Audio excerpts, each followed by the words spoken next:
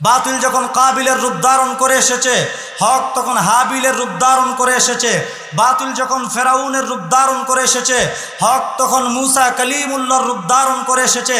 বাতিল যখন নমরুদের রূপ ধারণ করে এসেছে, হক তখন ইব্রাহিম খলিলুল্লাহর রূপ ধারণ করে এসেছে। বাতিল যখন বনি ইসরাইলের রূপ ধারণ করে এসেছে, হক তখন ঈসা রূহুল্লাহর রূপ ধারণ করে এসেছে। বাতিল যখন আবু জাহাল, আবু লাহাব, উতবা, শাইবা, ওয়ালিদ ইবনে মুগীরা, কুফফারে মক্কা, রোম পারস্যের রূপ ধারণ করে এসেছে, হক তখন মুহাম্মদুর রাসূলুল্লাহর রূপ ধারণ করে এসেছে। বাতিল যখন মুসাইলিমাতুল কাযযাবের রূপ ধারণ করে এসেছে, হক তখন সিদ্দিক আকবর আবু বকর সিদ্দিকের রূপ ধারণ করে এসেছে। বাতিল যখন হাজ্জাজ বিন ইউসুফের রূপ ধারণ করে এসেছে, হক তখন আব্দুল্লাহ বিন জুবাইরের রূপ ধারণ করে এসেছে। বাতিল যখন খলিফা মনসুরের রূপ ধারণ করে এসেছে, হক তখন ইমামে আজম আমাদের ইমামে আবু হানিফার রূপ ধারণ করে এসেছে।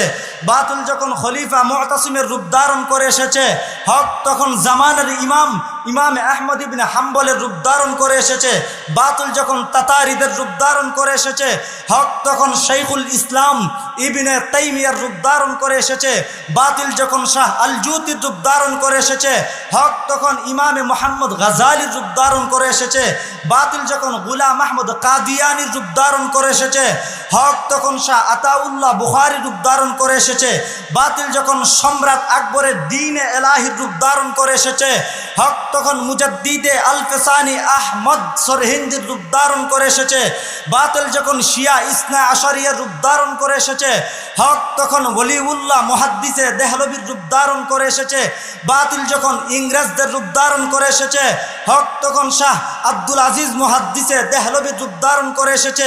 বাতিল যখন গৌর গোবিন্দুর রূপ ধারণ করে এসেছে, হক তখন শাহ জালাল মুজাররদে ইয়ামুনের রূপ ধারণ করে এসেছে।